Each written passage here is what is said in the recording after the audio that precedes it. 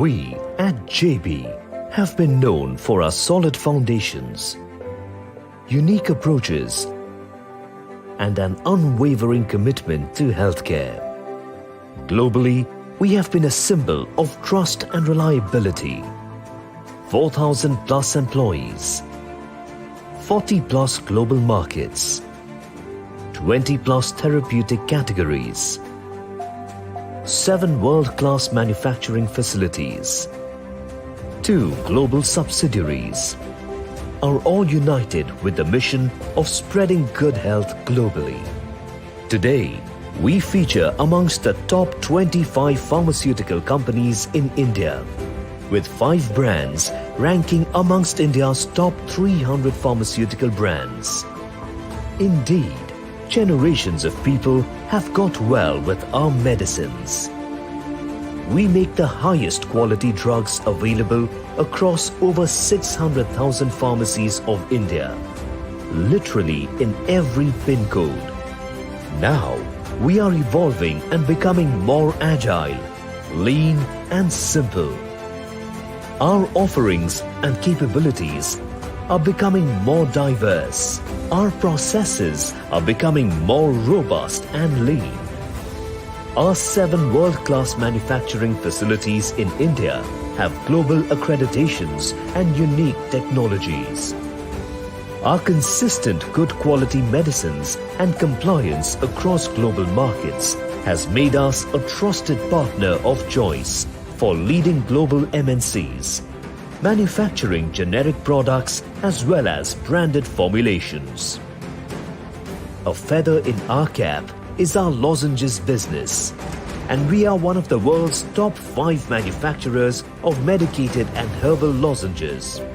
Our lozenges come in a myriad of flavors, shapes and forms, so that our customers get exactly what they want. Our progressive vision for global healthcare made us explore international markets. For the past 2 decades, we have subsidiaries in Russia and South Africa, and we have a strong foothold in the USA, CIS and MENA regions. Our CSR initiatives cover core economic functions of accessible education, affordable healthcare, and community wellness. We are continuously growing, learning, and evolving. All this is us. While our look has changed, our values remain. Our new identity has a simple, solid look that is open to possibilities. It reflects the way we think and conduct ourselves. We are JB. Good people for good health.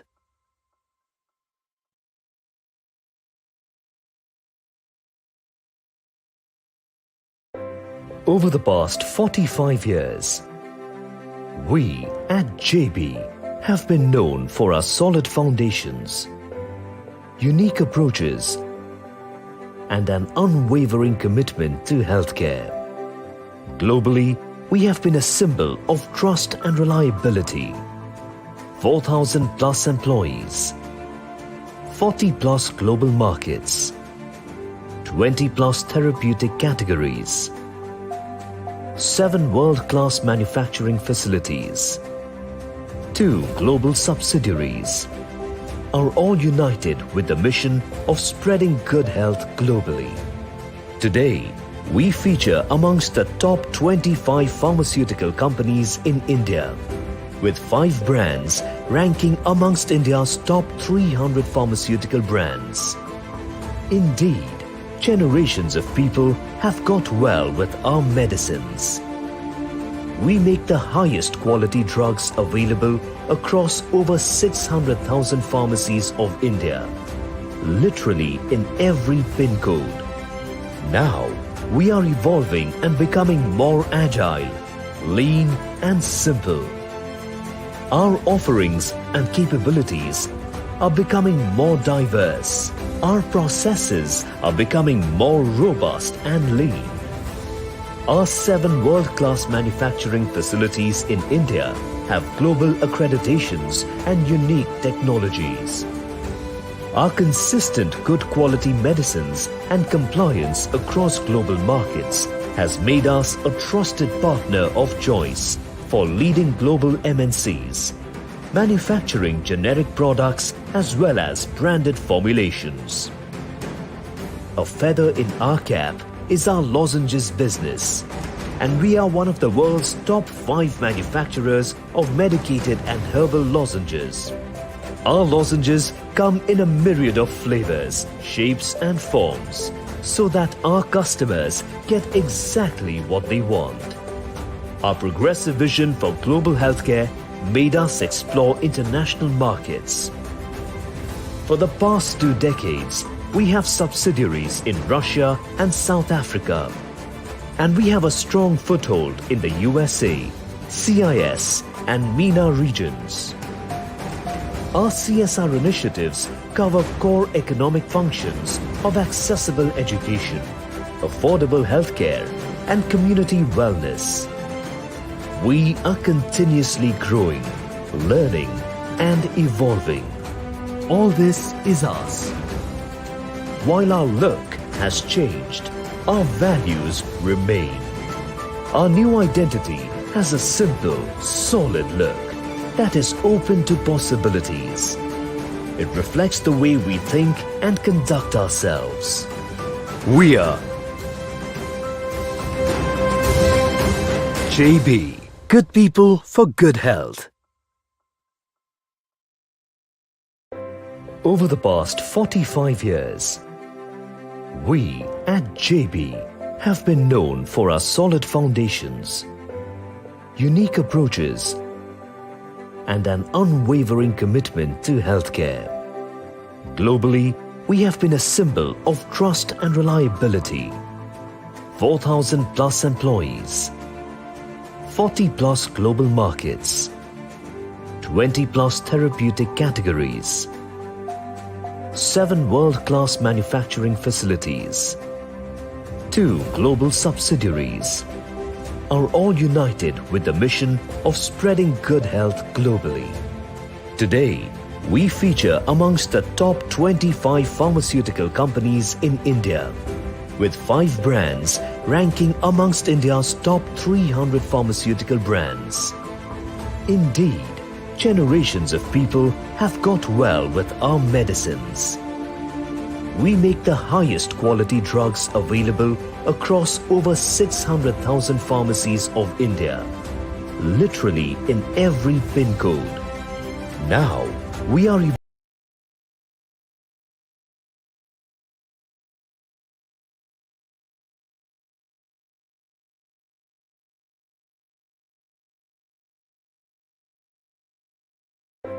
over the past 45 years, we at JB have been known for our solid foundations, unique approaches, and an unwavering commitment to healthcare.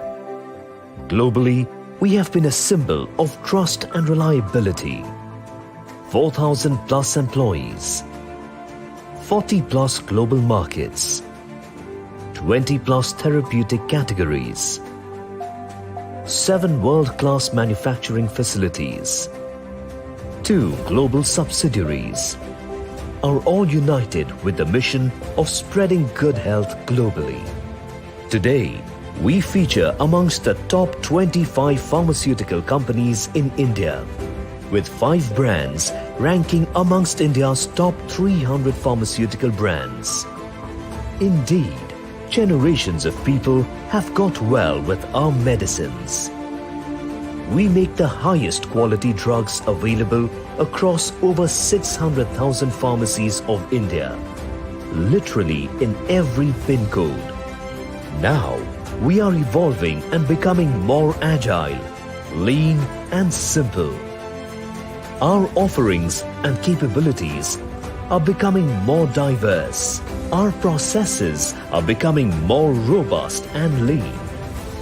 Our 7 world-class manufacturing facilities in India have global accreditations and unique technologies. Our consistent good quality medicines and compliance across global markets has made us a trusted partner of choice for leading global MNCs, manufacturing generic products as well as branded formulations. A feather in our cap is our lozenges business, and we are one of the world's top 5 manufacturers of medicated and herbal lozenges. Our lozenges come in a myriad of flavors, shapes and forms so that our customers get exactly what they want. Our progressive vision for global healthcare made us explore international markets.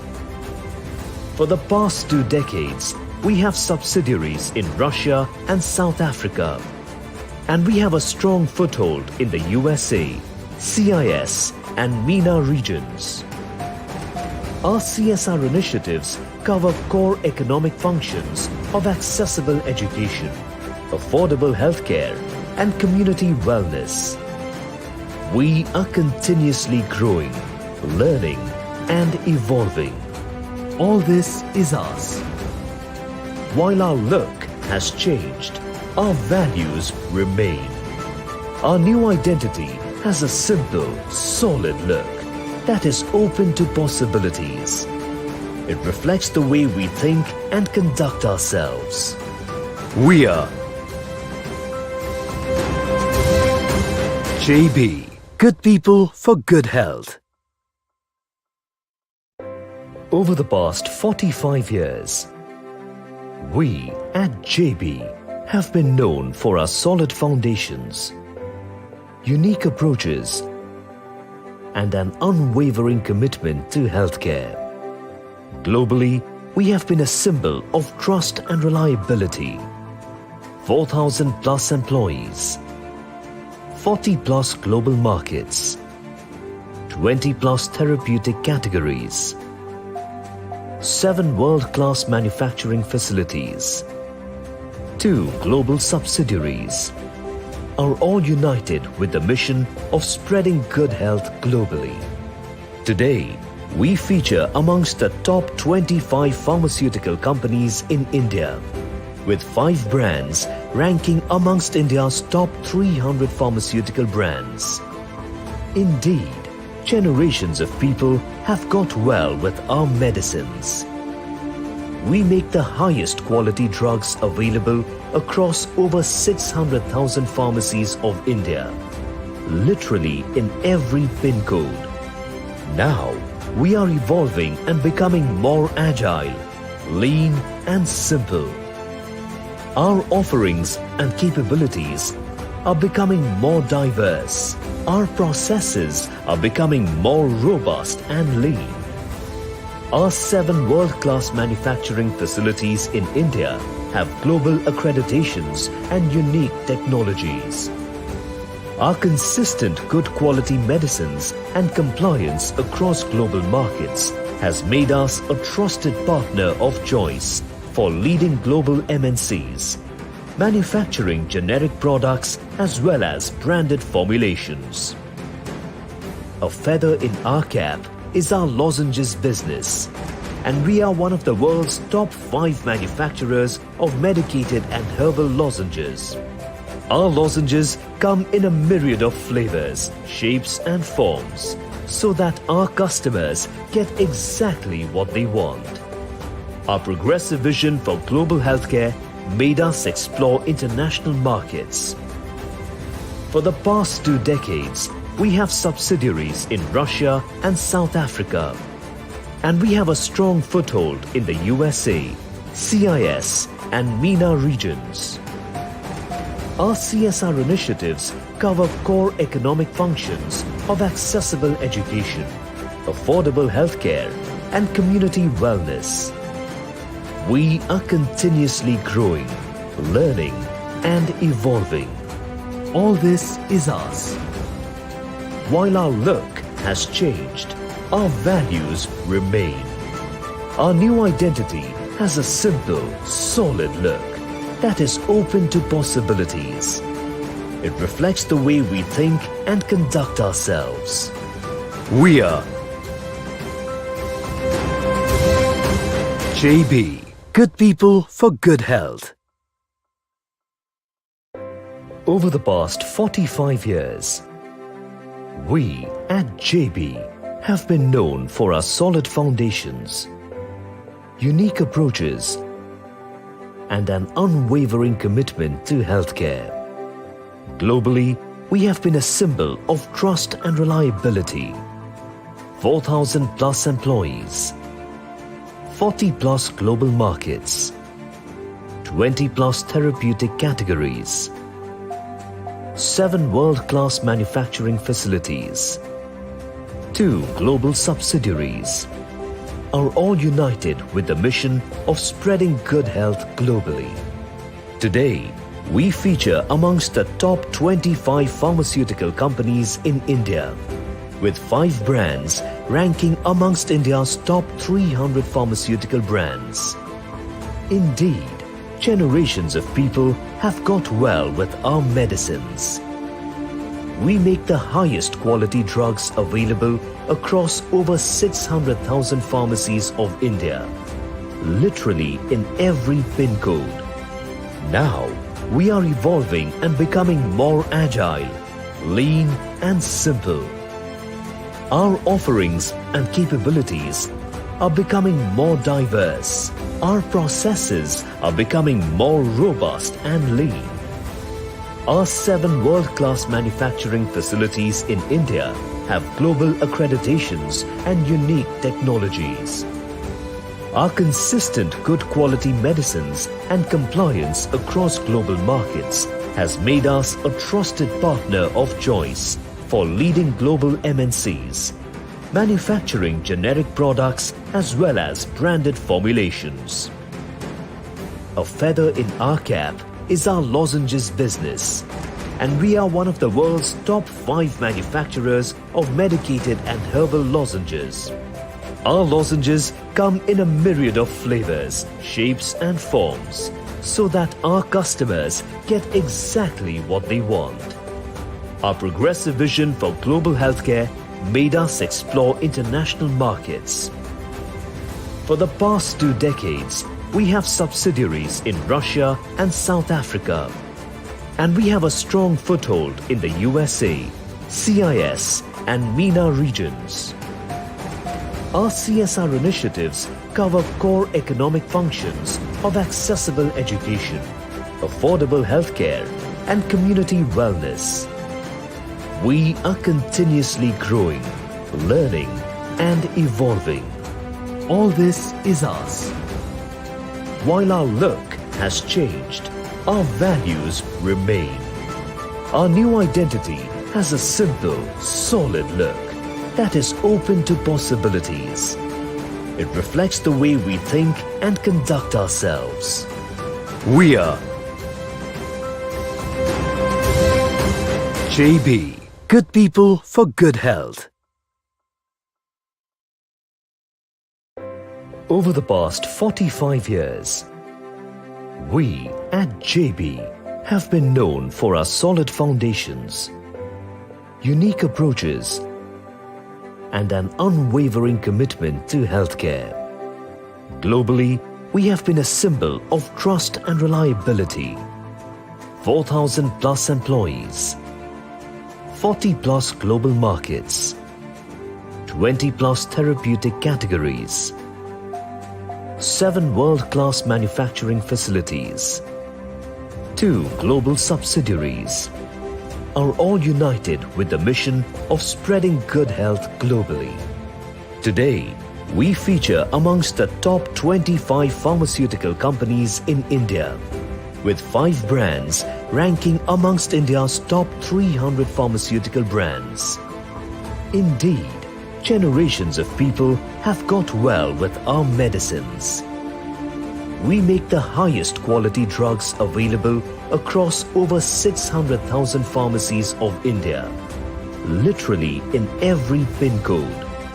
Now, we are evolving and becoming more agile, lean and simple. Our offerings and capabilities are becoming more diverse. Our processes are becoming more robust and lean. Our 7 world-class manufacturing facilities in India have global accreditations and unique technologies. Our consistent good quality medicines and compliance across global markets has made us a trusted partner of choice for leading global MNCs, manufacturing generic products as well as branded formulations. A feather in our cap is our lozenges business, and we are one of the world's top 5 manufacturers of medicated and herbal lozenges. Our lozenges come in a myriad of flavors, shapes and forms, so that our customers get exactly what they want. Our progressive vision for global healthcare made us explore international markets. For the past 2 decades, we have subsidiaries in Russia and South Africa, and we have a strong foothold in the USA, CIS and MENA regions. Our CSR initiatives cover core economic functions of accessible education, affordable healthcare, and community wellness. We are continuously growing, learning, and evolving. All this is us. While our look has changed, our values remain. Our new identity has a simple, solid look that is open to possibilities. It reflects the way we think and conduct ourselves. We are JB. Good people for good health. Over the past 45 years, we at JB have been known for our solid foundations, unique approaches, and an unwavering commitment to healthcare. Globally, we have been a symbol of trust and reliability. 4,000 plus employees, 40 plus global markets, 20 plus therapeutic categories, 7 world-class manufacturing facilities, 2 global subsidiaries, are all united with the mission of spreading good health globally. Today, we feature amongst the top 25 pharmaceutical companies in India, with 5 brands ranking amongst India's top 300 pharmaceutical brands. Indeed, generations of people have got well with our medicines. We make the highest quality drugs available across over 600,000 pharmacies of India, literally in every PIN code.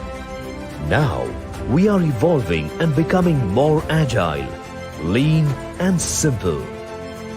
Our offerings and capabilities are becoming more diverse. Our processes are becoming more robust and lean. Our 7 world-class manufacturing facilities in India have global accreditations and unique technologies. Our consistent good quality medicines and compliance across global markets has made us a trusted partner of choice for leading global MNCs, manufacturing generic products as well as branded formulations. A feather in our cap is our lozenges business, and we are one of the world's top 5 manufacturers of medicated and herbal lozenges. Our lozenges come in a myriad of flavors, shapes and forms, so that our customers get exactly what they want. Our progressive vision for global healthcare made us explore international markets. For the past 2 decades, we have subsidiaries in Russia and South Africa, and we have a strong foothold in the USA, CIS and MENA regions. Our CSR initiatives cover core economic functions of accessible education, affordable healthcare, and community wellness. We are continuously growing, learning, and evolving. All this is us. While our look has changed, our values remain. Our new identity has a simple, solid look that is open to possibilities. It reflects the way we think and conduct ourselves. We are JB. Good people for good health. Over the past 45 years, we at JB have been known for our solid foundations, unique approaches, and an unwavering commitment to healthcare. Globally, we have been a symbol of trust and reliability. 4,000 plus employees, 40 plus global markets, 20 plus therapeutic categories, 7 world-class manufacturing facilities, 2 global subsidiaries, are all united with the mission of spreading good health globally. Today, we feature amongst the top 25 pharmaceutical companies in India, with 5 brands ranking amongst India's top 300 pharmaceutical brands. Indeed, generations of people have got well with our medicines. We make the highest quality drugs available across over 600,000 pharmacies of India, literally in every pin code. Now, we are evolving and becoming more agile, lean and simple. Our offerings and capabilities are becoming more diverse. Our processes are becoming more robust and lean. Our 7 world-class manufacturing facilities in India have global accreditations and unique technologies.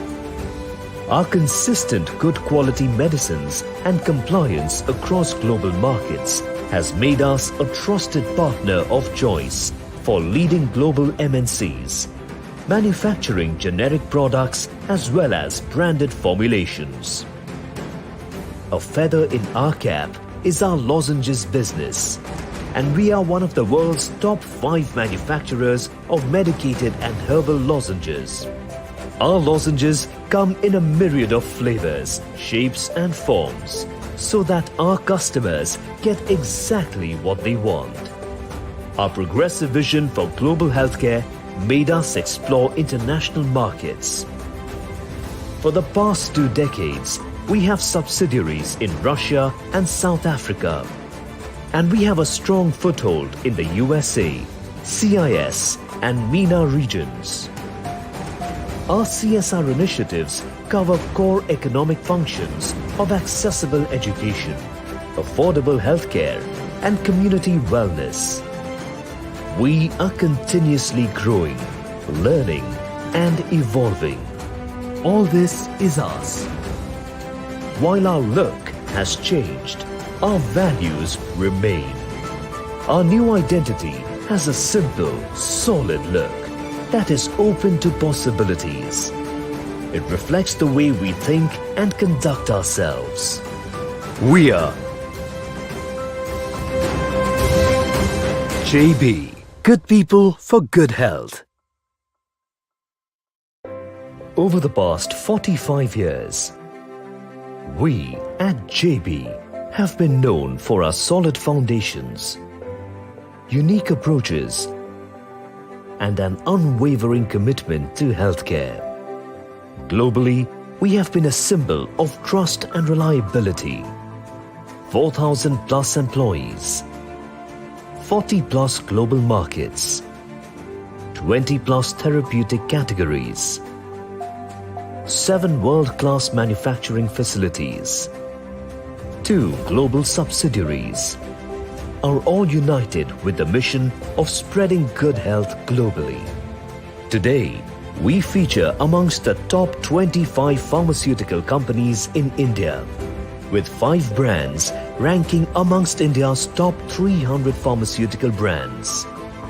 Indeed, generations of people have got well with our medicines. We make the highest quality drugs available across over 600,000 pharmacies of India, literally in every pin code. Now, we are evolving and becoming more agile, lean and simple. Our offerings and capabilities are becoming more diverse. Our processes are becoming more robust and lean. Our 7 world-class manufacturing facilities in India have global accreditations and unique technologies. Our consistent good quality medicines and compliance across global markets has made us a trusted partner of choice for leading global MNCs, manufacturing generic products as well as branded formulations. A feather in our cap is our lozenges business, and we are one of the world's top 5 manufacturers of medicated and herbal lozenges. Our lozenges come in a myriad of flavors, shapes and forms so that our customers get exactly what they want. Our progressive vision for global healthcare made us explore international markets. For the past 2 decades, we have subsidiaries in Russia and South Africa, and we have a strong foothold in the USA, CIS and MENA regions. Our CSR initiatives cover core economic functions of accessible education, affordable healthcare, and community wellness. We are continuously growing, learning, and evolving. All this is us. While our look has changed, our values remain. Our new identity has a simple, solid look that is open to possibilities. Our new identity has a simple, solid look that is open to possibilities. It reflects the way we think and conduct ourselves. We are JB. Good people for good health. Over the past 45 years, we at JB have been known for our solid foundations, unique approaches, and an unwavering commitment to healthcare. Globally, we have been a symbol of trust and reliability. 4,000 plus employees, 40 plus global markets, 20 plus therapeutic categories, 7 world-class manufacturing facilities, 2 global subsidiaries, are all united with the mission of spreading good health globally. Today, we feature amongst the top 25 pharma.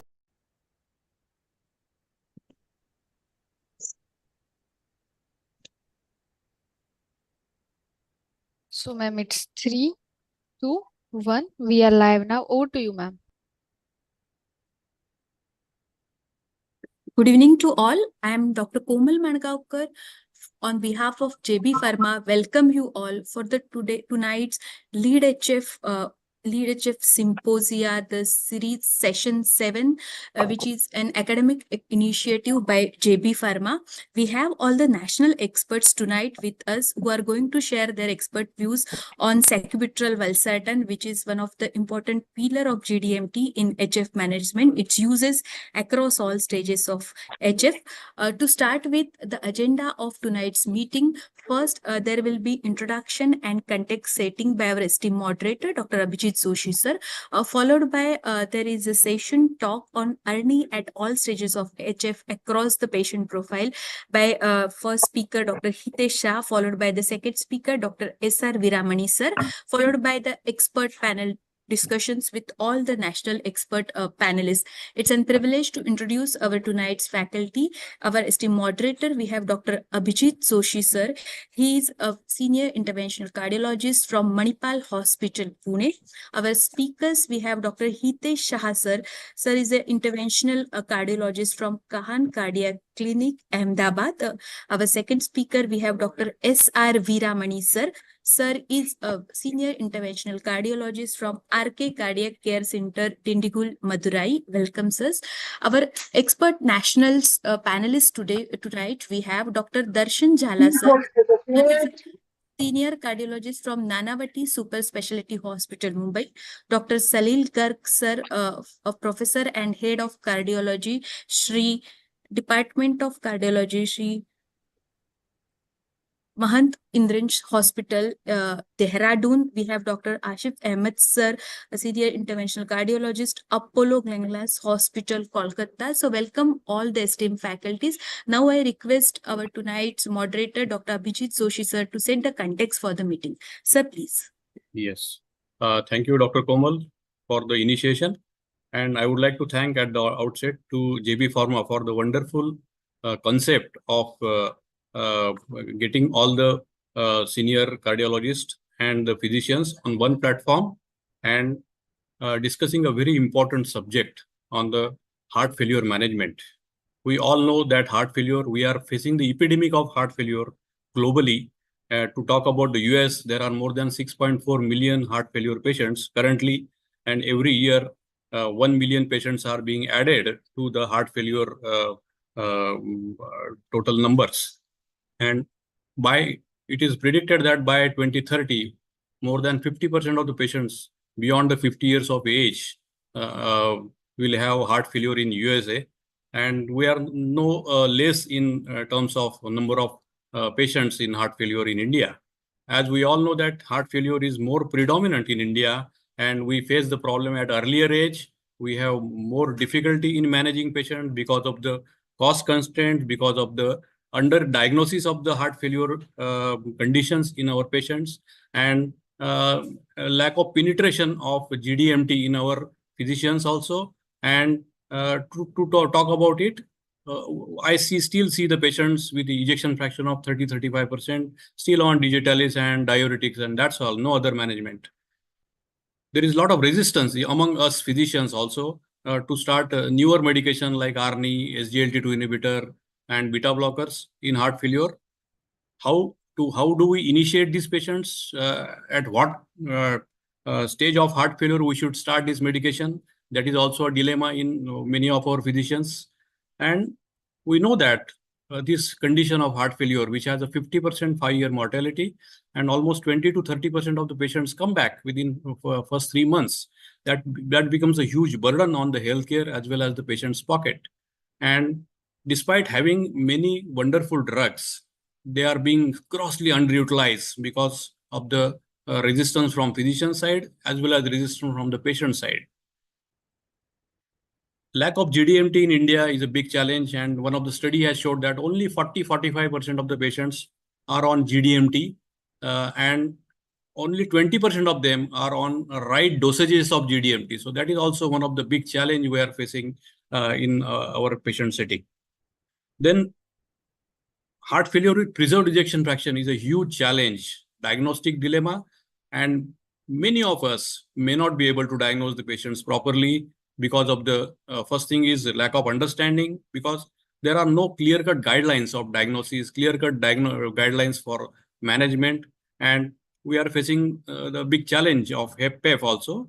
And we all know that 50% of the patients coming to heart failure clinic or heart failure casualty are because of the HFpEF. So that is a huge diagnostic dilemma and diagnostic challenge we are facing. So the whole aim of this current meeting is to understand the newer medicines as per the guidelines, how ARNI, basically we are going to focus on the ARNI and how ARNI is being underutilized and how we can utilize it in a better way in different forms of heart failure. And there are some more indications of ARNI beyond the heart failure. To start that, I would welcome the first speaker, Dr. Hitesh Shah from Ahmedabad. He is going to speak on the ARNI in all stages of heart failure across the heart failure profile. So may I welcome Dr. Shah? Good evening, everyone. Good evening.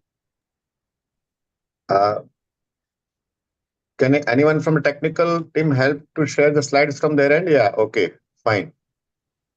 Dr. Shah, you are not visible. Can you switch on your video? Yes. Right, now I can see you. Yes, yeah. Welcome, Dr. Shah. Yeah, good evening, everyone. And thanks for kind introduction. As sir has rightly pointed out regarding the heart failure treatment scenario in our country, like its GDMT is still underutilized in spite of the knowledge is being existent even in our cardiology community also. And as far as the peripheral physician community is concerned, still the GDMT is underlying many of the things in the recent development of the heart failure is still being not known. And what is needed is like optimization of the heart failure treatment.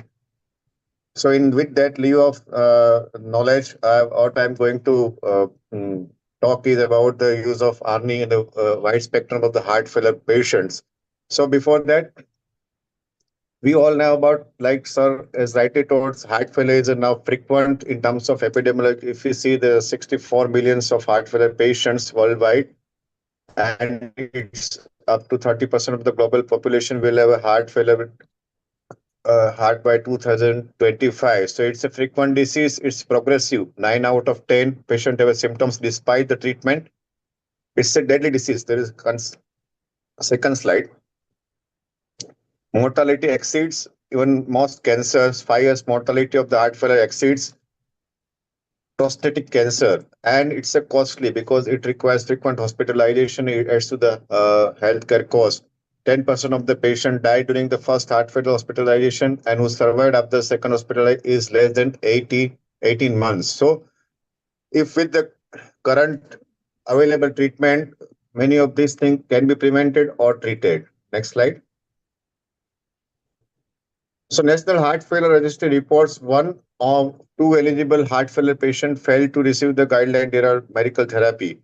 So as we all know, now there are 4 cornerstones of heart failure therapy which is shown to benefit in terms of the symptoms as well as in terms of the mortality reduction in heart failure. Beta blocker, ARNI group of drugs, mineralocortical antagonist, and ACE inhibitors and ARBs and SGLT2 inhibitor to add on. So these are the things which is established value in terms of the symptom reduction as well as the mortality benefit in heart failure patient, but still it is underutilized. Next. Lack of GDMT is associated with the increased risk of mortality that has been proven in NHFR.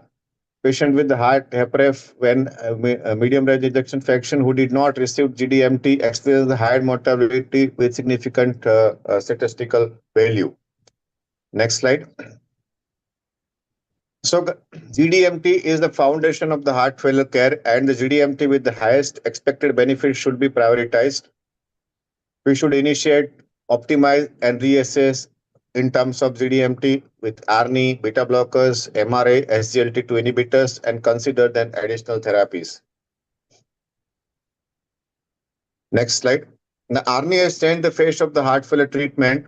In 2014, sacubitril/valsartan, the new class of drug comprising of an ARB angiotensin receptor and neprilysin inhibitor, was tested against the enalapril in a heart failure with reduced ejection fraction. That was a major landmark trial, paradigm heart failure trial, and that gave the new evidence of the heart failure treatment with the ARNI after a decade. And that has impacted the existing heart failure guideline. Next slide. Next slide. 2021 ESC and Heart Failure Association guideline for heart failure, new strategies for medical treatment is quadruple instead of triple basic medical treatment. Like earlier, it was like beta blocker, aldosterone antagonist, and ACE inhibitors. And now it becomes quadruple in terms of ACE or ARNI, beta blocker, MRA, and SGLT2 inhibitors. And ARNI is now recommended as a preferred first-line treatment over ACE inhibitor in heart failure with reduced ejection fraction, and it has been included in almost all major guidelines from European as well as American bodies. Next slide. ACC 2024 consensus recommends a de novo ARNI approach. The earlier what we have been taught, like patient those who were under ACE inhibitor or ARBs should be switched over to the ARNI if they reduce ejection fraction. Now there is a de novo start. They recommend to initiate the ARNI de novo without prior exposure to ACE inhibitor or ARBs. Directly initiating an ARNI rather than a pre-treatment period with the ACE inhibitor or ARB, an ARNI should be administered in conjunction with a background of GDMT for heart failure in place of ACE inhibitor or ARB. So with that, this is a recent 2024 ACC consensus, and ARNI are the preferred renin-angiotensin system inhibitor and should be used as a first-line therapy wherever possible. Now, sir has rightly pointed out the height failure with the preserved ejection fraction is a little ambiguous entity where the diagnostic and therapeutic avenues are still not properly explored. But sacubitril valsartan across the ejection fraction, if we see the data, outpatient with reduced ejection fraction paradigm HF and then titration trial, then to in-hospital patient admission, improving, stabilizing and discharge, pioneer transition and paraglide, heart failure trial, and post-hospitalization Paragon heart failure trial. So benefits were observed across the spectrum of the patient, including the chronic patients, acutely hospitalized patient, and post-discharge patients. Now, getting the best out of the sacubitril valsartan in different heart failure patient profile, chronic HFrEF patients, hospitalized HFrEF patient, de novo newly diagnosed HFrEF patients, elderly HFrEF patients, heart failure with medium range ejection fraction patient, that is between 30 to 45% of ejection fraction, and heart failure with preserved ejection fraction. So obviously the data which suggests it's more benefit in terms of mortality reduction and symptomatic benefit in heart failure with reduced ejection fraction of all category, chronic, hospitalization, hospital patient, de novo diagnosed, and elderly patient, and heart failure with medium and preserved ejection fraction data is still in under exploration or in a medium range. So role of heart failure in HFrEF patient. Next slide. Initiation of the ARNI helps in HFrEF patient to live longer and stay out of hospital. That has been well documented. All primary composite endpoint, including cardiovascular death and heart failure hospitalization, was significantly lower than the enalapril arm in the major paradigm HF trial. Next, role of sacubitril valsartan in hospitalized HFrEF patient. Again, it reduces the risk of cardiovascular death or re-hospitalization for heart failure in hospitalized patient with the HFrEF patient. So earlier there were concern when to start the ARNI in should be started in a convalescence bed after discharge or in an acutely hospitalized patient. Now it's clear from some of the trials that we can start in hospital also the ARNI if the other metabolic parameters are favoring and the hemodynamic parameters are favoring. There is 42% reduction in cardiovascular death or rehospitalization with the sacubitril valsartan compared with the enalapril. Next slide. Now, role of sacubitril valsartan in de novo HFrEF patient.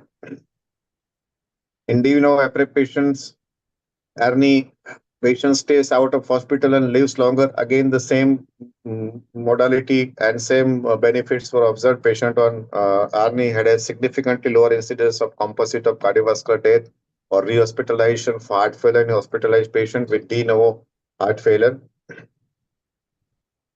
Next, early initiation with sacubitril valsartan keep hospitalized HFrEF patient alive or live longer. There is trend toward reduction in death up to 46% with initiation of the sacubitril valsartan was observed in hospital patient without prior exposure to S or ARB. So when you are documented HFrEF patient, now the norm is now we need to SARB are out and we need to directly start with the ARNI. Almost like you need to be vigilant regarding starting with the low dose and escalating into the guideline recommended dose in slow and a graded manner because our Indian patient have less tolerance to reach to that 200 milligram BD dose. Next slide. The real world evidence of sacubitril valsartan in octogenarian elderly patient with the heart failure results of parachute heart failure study. Again, that study demonstrated it's a equal benefit as compared to the patient those are not in octogenarians in terms of cardiovascular death reduction as well as heart failure hospitalization. Again, like we need to be cautious regarding monitoring the serum potassium level and renal function test and patient's hemodynamic in terms of blood pressure. Now, real world evidence of sacubitril valsartan octogenarian elderly patient with the heart result from the parachute study Again, it's a very significant reduction in the anti-proBNP level in heart failure patient, both under and over 8 years of age with comparable discontinuation rate. This finding again highlights the effectiveness and safety of ARNI in management of the chronic heart failure in elderly, offering the valuable real-world evidence. Next slide. Now, another subset, that subset number 5, heart failure in with the mid-range ejection fraction with ion preserved ejection fraction.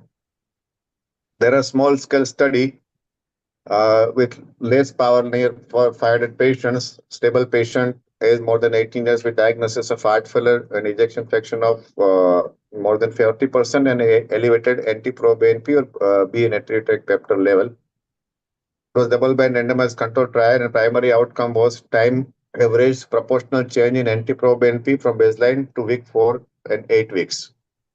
Paraglide heart failure trial. Now, if we see the primary endpoint, there is 15% greater reduction with the ARNI group versus the control arm, and among the patient with ejection fraction more than 40% stabilized after primary treatment. ARNI led to greater reduction in the plasma anti-proBNP level was associated with the clinical benefit compared with the valsartan alone. So this area is still underexplored, but the data is promising in terms of like medium category ejection fraction. The things looks promising. Next slide. Any renal outcome across the spectrum of the heart failure paradigm heart failure trial, benefits in heart failure with reduced ejection fraction, and renal outcomes in paradigm paraglide heart failure and paragon HF benefits in heart failure with the medium ejection fraction and preserved ejection fraction, and there is 40% risk reduction in the renal composite endpoint. In terms of rate of decline in eGFR between the groups, but in valsartan arm and sacubitril valsartan arm. Next slide.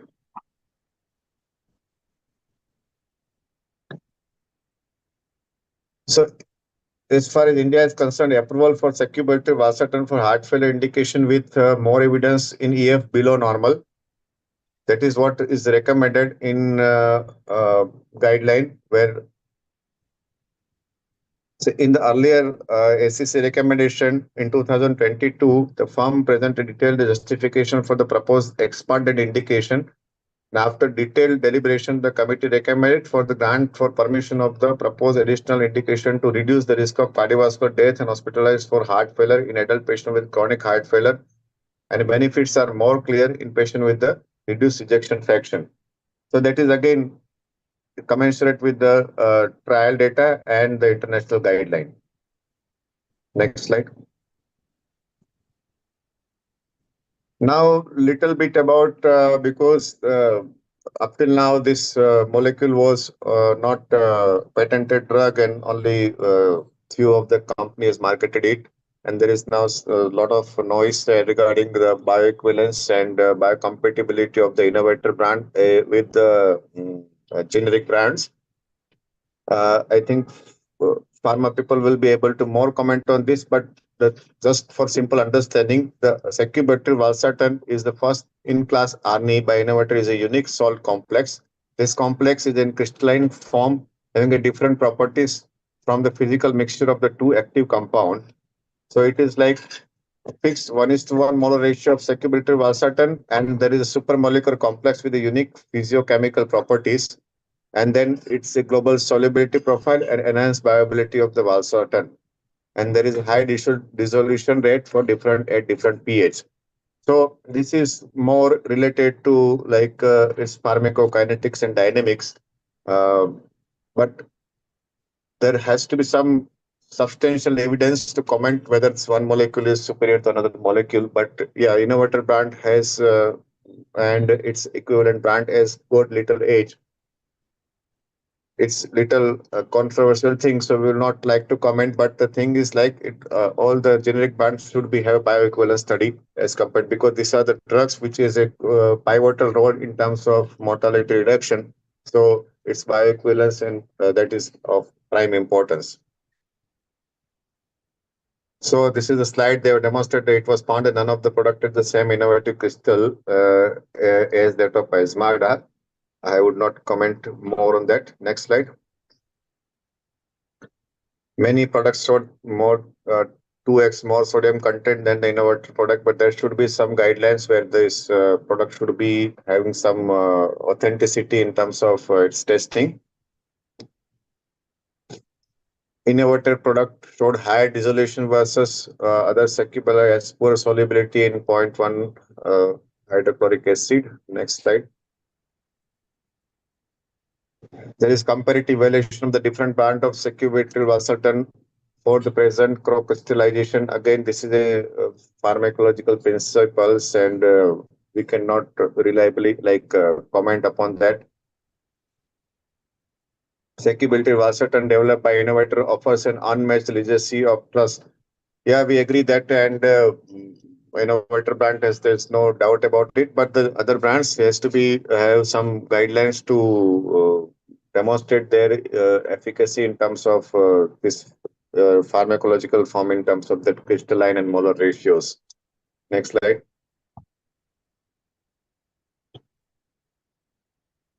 Yeah, thanks a lot. This was the brief insight where across the wide spectrum of the patient, including the octogenarians, reduced ejection fraction, medium ejection fraction, and preserved ejection fraction.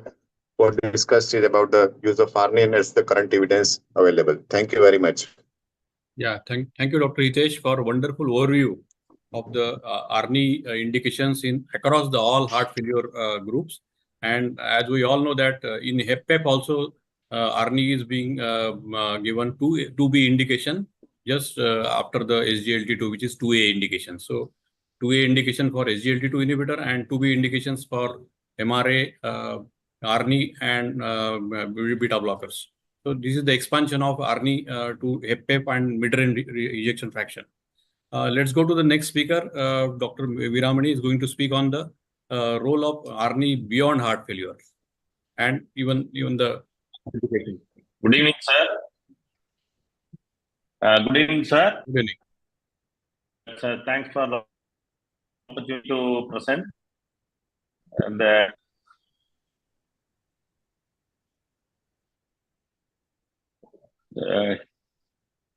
previous speaker has told extensively about the when to start the ARNI and then what are the stages of heart failure the ARNI can be used.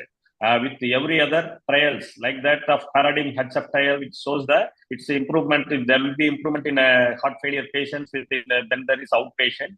And regarding the Paraglide HF trial, following stabilization of a patient in a decompensated heart failure with preserved ejection fraction patients, after stabilization, how it is useful to have ARNI. And likewise, the potential benefit. What is the potential benefit when there is a initiated closer to the time of hospitalization event is manifested by the Paragon HF trial. And what is the new? Next slide.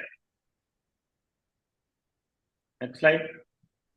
What is new? Other than used in the heart failure? No. Previous slide. Other than used in the heart failure, it can be used in the hypertension also. A first-in-class angiotensin receptor, that is a neprilysin inhibitor. Potential uses in hypertension, heart failure, and what are all the other conditions in which it can be useful, we are going to see. Next slide. So, in a patient with the hypertension, they can go for the hypertensive heart disease to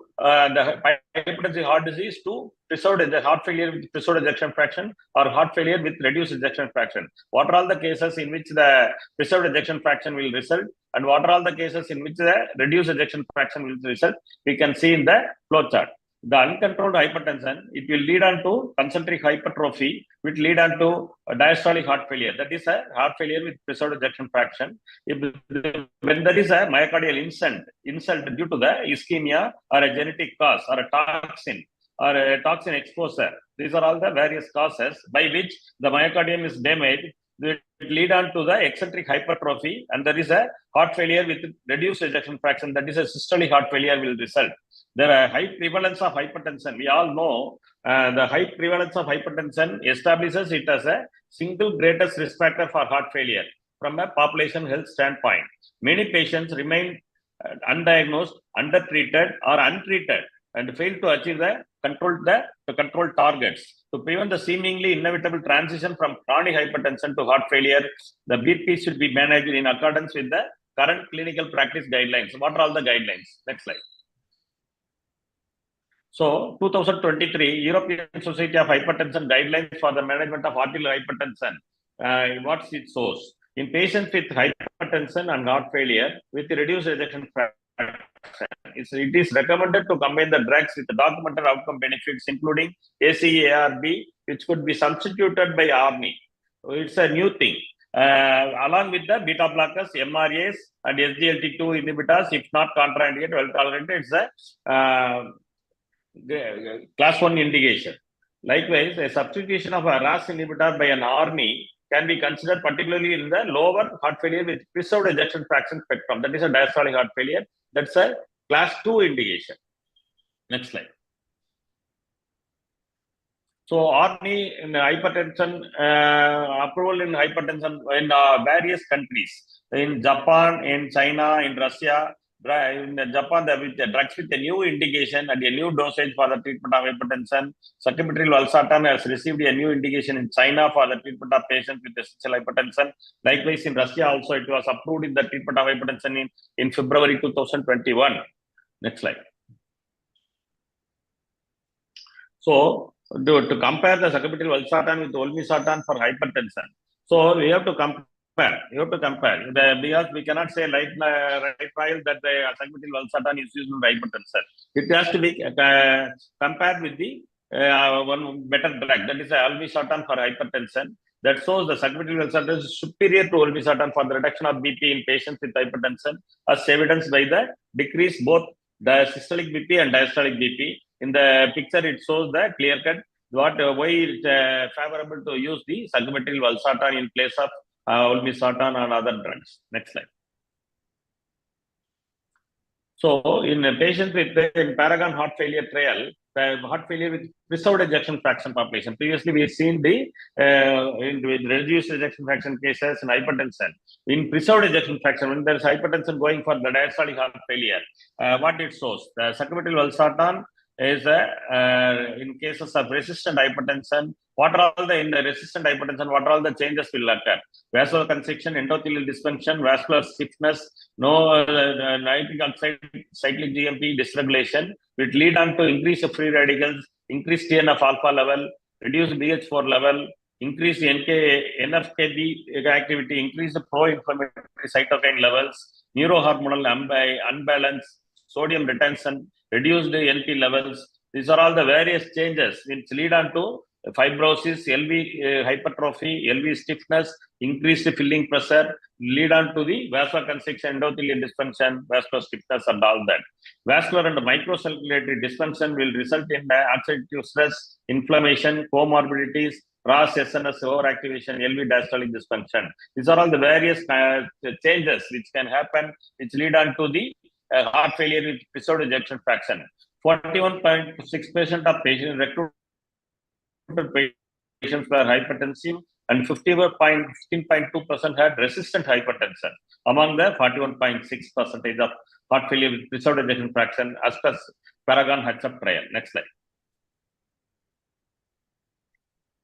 So, FDA approved the sacubitril valsartan for pediatric heart failure. And another one condition. Previously, we are using only in adult patients. The US FDA has approved sacubitril valsartan for the treatment of pediatric symptomatic heart failure with a systemic LV systolic dysfunction in patients aged 1 year and older. The approval was based on the findings through week 12 from the 52-week Panorama HCF trial, in which cardiac biomarker NT-proBNP level was reduced among pediatric patients with heart failure due to systemic LV dysfunction. Because sacubitril valsartan was shown to improve the cardiovascular outcomes and reduce the NT-proBNP among the adult patients in the Paradigm HCF trial as well. The observed effect of the drug on NT-proBNP was deemed a reasonable basis to improve similar outcomes in pediatric patients. So previously we are routinely using as our coordinator told that digoxin and diuretic is mainly useful in cases of heart failure, especially in pediatric patients. Nowadays, as per the study, the it's proved that it's useful in the pediatric heart failure also up to above 1 year of age. Next slide. Next slide. So future life with Arni, how the major ongoing ongoing subcommittal Valsartan registered studies. So it can be useful in a heart failure, pediatric heart failure, as well as the acute coronary syndrome. Immediately before discharge, we can start the Arni and then discharge.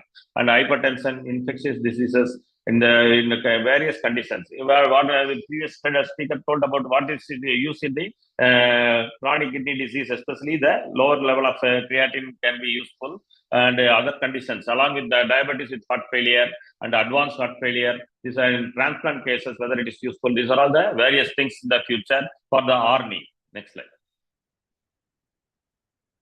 So what is the take home message? Sacubitril valsartan proven beneficial at all stages of heart failure across the patient profile.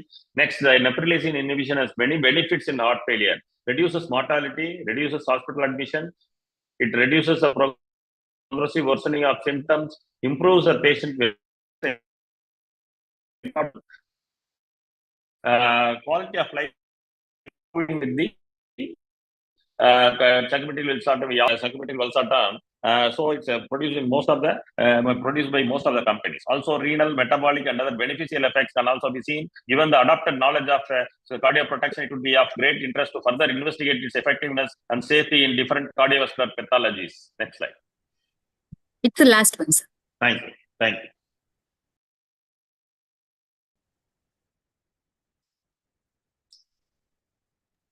Please unmute, sir. Dr. Joshi, sir, kindly unmute. Sorry. Thank you very much, Dr. Veeramani, for extensive discussion on the non-heart failure usages of ARNI, and we have learned a lot from from these both the lectures.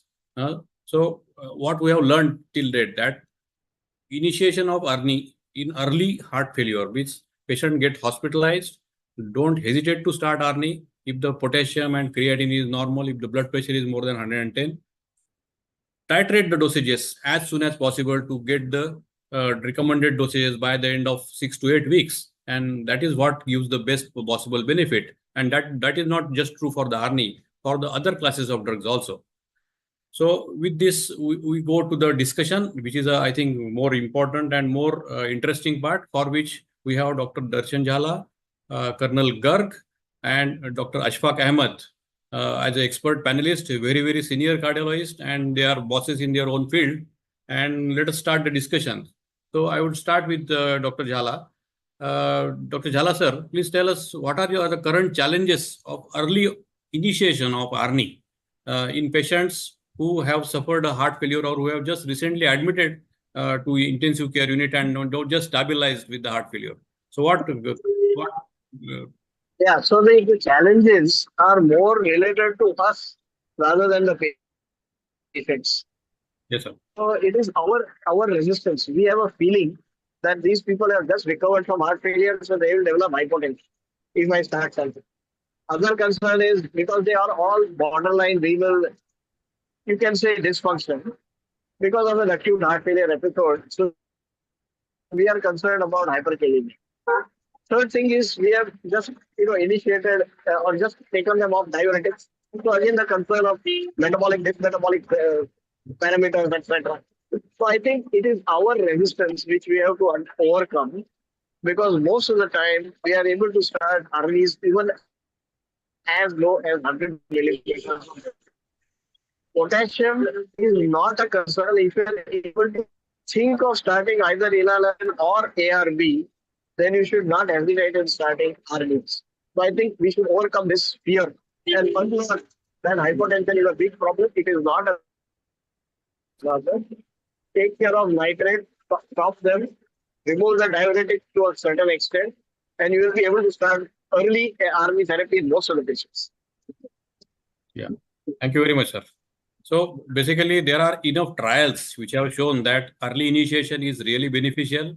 And the Transition and Pioneer, these are the landmark trials which have already taught us that by early initiation of ARNI, we can bring down the NT-proBNP significantly as early as first week. And we know that NT-proBNP reduction brings down the rehospitalization, brings down the mortality risk in our really sick patients. And as Dr. Jhala has already very clearly mentioned, that don't worry too much about the potassium, because ARNI are generally not very dangerous about the potassium, they are not as bad as MRAs. And accepting the blood pressure, in many of my patients, I accept BP between 90 to 100 systolic, as long as they do not have postural giddiness, as long as they do not have symptomatic giddiness while standing or while walking. So accepting little lower blood pressure to start with, and what we have observed that over the period, the blood pressure picks up. And this is one of the very important way of early initiation and early up-titration of the therapy, which is going to benefit our patients. So we ask the next question to Dr. Colonel Garg, that what intervention should we suggest for the initiation and optimization of ARNI in our clinical practice? So patient of heart failure stabilized, now patient unfortunately on ACE inhibitor and beta blockers and say diuretics. Now he comes to you with the ejection fraction of say 35%, still symptomatic, still has a little bit of leg swelling, still has low appetite, creatinine is hovering around 1.3 to 1.4, EGFR around 60, 70, diabetic patients. So what intervention you should suggest, sir? Dr. Joshi, thanks for inviting me for this. And I am totally in consonance with what you have said and what Dr. Jhala has said. It is very important, and as you said, very rightly pointed out, that the BP generally builds up. Now, one of the major factors which I find, especially in heart failure, and we did write a paper on this when we were in Army Hospital, is the restriction to fluids, which is something which contributes to worsening of our kidney function and also a lot of distress to the patient. Most of the patients, if they're passing normal urine, you will find that if they take normal fluids, it passes out. The treatment modality in such patients is, of course, diuretics and followed by dapagliflozin or SGLT2 inhibitors, the ARNIs.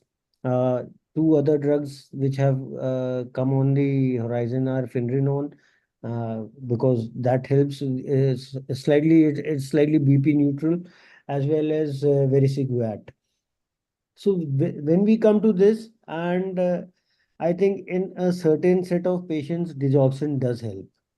We cannot deny the role, and we are the old traditional doctors where we did use a lot of digoxin. So I would still not keep it out of our armamentarium, and a lot of my patients do continue to be both on ARNIs and on digoxin, and with good results. Thereafter, of course, after this, our treatment goes to device therapies, which are quite common and which we use quite efficiently, quite frequently. One, of course, being in case there's a left bundle branch block, then we go in for a CRT. Otherwise, an ICD is also not a bad option. And we have been doing a lot of patients with patients, especially who could not afford a patient, those patients with LBBB pacing. So these three, a narrow QRS with LBB pacing, in fact, there are certain devices where even an ICD we place as for LBB pacing that lead, we go into the septal pacing, and a narrow QRS does help in these patients. What we find is ki, yes, the traditional viewpoint is that around 10% of the patients we are going to lose every year. But with good anti-failure therapy, and an important aspect that I insist and teach my students as well, that please, for the initial part, for the first 2 or 3 months, call them frequently, call them every 10 days, 15 days, 20 days, so that there's no drug default. Once they pass that Rubicon, once they cross that Rubicon of the initial therapy, a lot of these patients have a fairly good life and are generally in NYHA 1 to 2. In fact, a lot of patients drop out because they end up being in NYHA class 1 and 2. After some time, after 2 or 3 years, they suddenly resurface. And my being in the army, we used to get posted to different stations. So what used to happen was that they would find out my number and then ring me up after 3 years, 4 years. He said we were all fine as long as we were taking therapy, and then we suddenly stopped it. So patient compliance is again a very, very important factor. Yes, excellent. So a patient and their family should be the part of the management of heart failure, and that is what Absolutely. 2024 guidelines have clearly emphasized on. So if they are made to understand that by understanding the guideline-directed therapies, by understanding the fluid restriction, by understanding the salt restriction, and taking the medication right on time, and increasing the dosages as per requirement, are going to give them a hospital-free life and a longer life. I think they accept to it, and the best place to initiate therapy is shifting the patient from the ICU to the wards. So thank you very much, sir. And I would like to ask the next question to Dr. Ahmed. What would be your, see, we have 4 or 5 therapies for heart failure. So what should be the sequence of initiation of this heart failure therapy? Would you like to start with SGLT2? Would you like to start with the ARNI, or then MRAs or beta blockers? What should be the sequence in heart failure patients, especially in patients coming out of the ICU? First of all, let me thank you, Dr. Joshi, and thanks JB Pharma for giving me this opportunity. Coming to your question, sir, I think as per the data and as per the trials, recent trials, which considering there's a strong heart failure trial, which we have read, all of us have read, that it is, if the blood pressure permits, I think I'm going to start with all the 4 drugs in one go. The only question comes is when the patient is admitted with an acute decompensated heart failure, where we need to stabilize the patient first. And once the diuretic dose is reduced, then we consider what to start and how to begin with in the acute decompensated phase. Even in this phase, except beta blocker, we can gradually start with the lowest possible dose which we use once we come down with our diuretics. Coming to patients who are like already on ACE inhibitors, there are clear guidelines, the recent guidelines of the task force guidelines on how to start and which one to start. They have given that the patient who is already on ACE inhibitor, you can easily shift them to ARNI after a 36 hours washout period. And dosage also, they have mentioned that those who have been taking a higher dose of 10 milligram of equivalent enalapril, they can be directly started on 50 milligram twice daily. And if they're taking more, you can directly go to 100 twice daily. Regarding other drugs like MRAs, we just need to be cautious, as you said earlier, that considering hyperkalemia is one of the risk factors for initiating MRAs. So that is the only concern with MRAs. Beta blocker, again, when the patient is very congested and blood pressure is on the lower side, acute decompensated heart failure, we wait till the patient gets dry. And SGLT2 is quite safe. I think we can start it unless and until like there is a serious contraindications. EGFR also for SGLT2 is like up to 25-20 we can really start. So I would like to prefer to start all those drugs, 4 drugs in a low dose as early as possible if the condition permits, especially the blood pressure and hypotensive symptoms are the one which guide therapy for me. Fantastic. So basically, patients who are dry, you can start all the 4 pillars straight away according to the blood pressure, titrate them as soon as possible. And what are the things we should observe on, say, when would you like to call these patients who are discharged from the hospital for the recent hospitalization? I call them, I totally agree with Dr. Garg, what he said, like call them very frequently. I initially follow up in 1 week and then after 2 weeks. So once they come after 1 week, the 2 things happen. One is like we monitor them, and the patient also gets, once he gets the benefit of the drugs and he starts feeling better, then it is very easy to make them understand that these drugs are very necessary for it. Yeah. So adherence also improves once we follow up very frequently in the first 2 to 3 months. So I usually prefer in the first week and then every 2 weeks for the next 1 month, and then after 4 weeks in the last 1 month. So like first 3 months, I take at least 4 to 5 follow-ups. First 3 months. What are the parameters to be followed on these follow-ups? What are the things to be followed? Again, sir, starting from symptoms like whether they are having any hypotensive symptoms and all, any side effects with these drugs. That is the first thing the patients complain. And regarding the blood reports, I do follow with the electrolytes and the creatinine, also sugar, whether they are under control or not.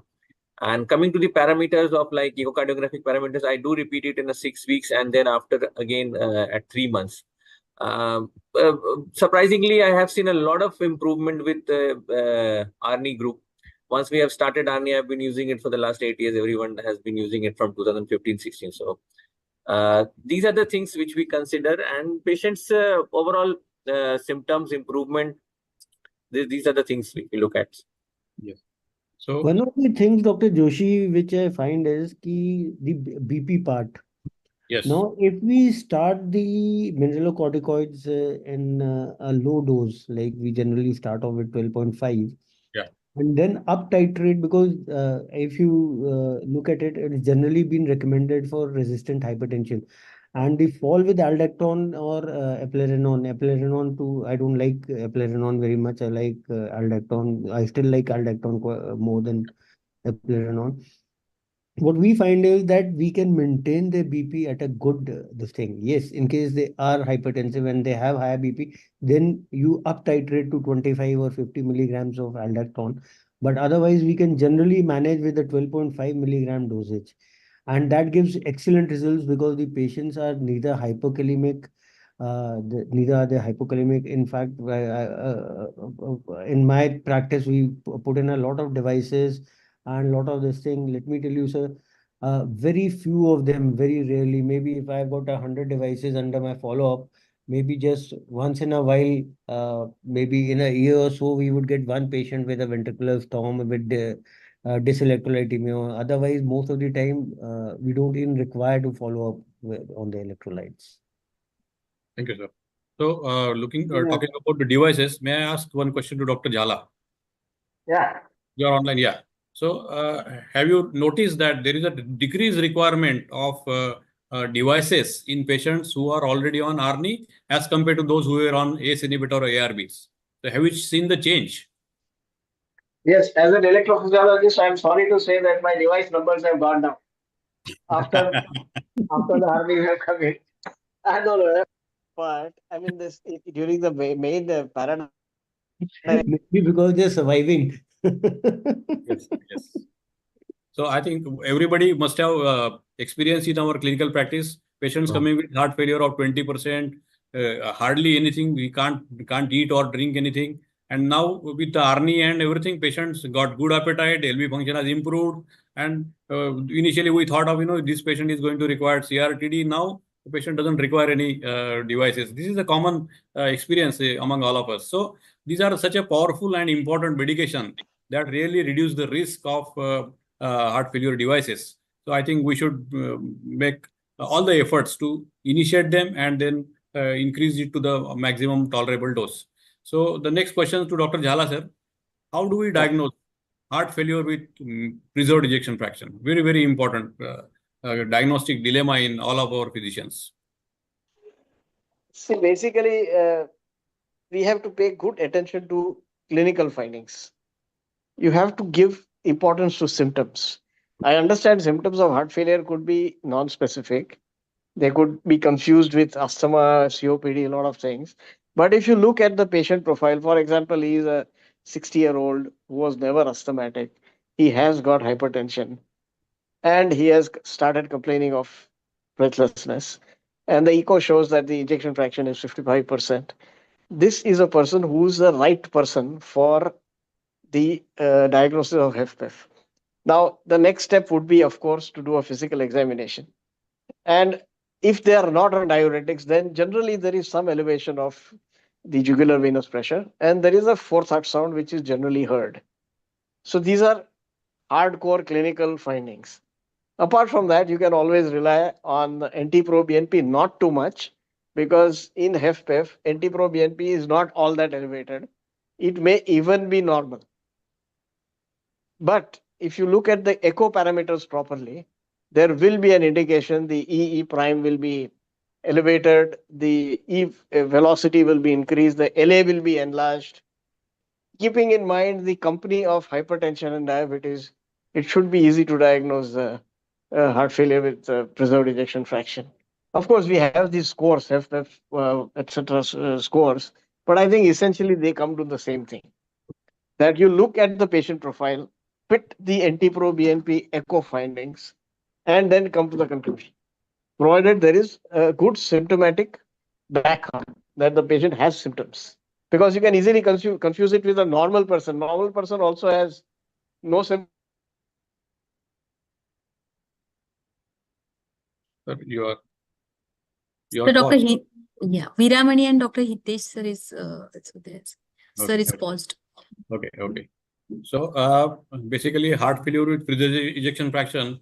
To diagnose that, as Dr. Jhala has said, you have to have good clinical suspicion, and then think in that way, and then thorough clinical examination, echocardiography parameters, and if needed, NT-proBNP levels. Sir is back, so you can continue, sir. You were paused in between, yeah.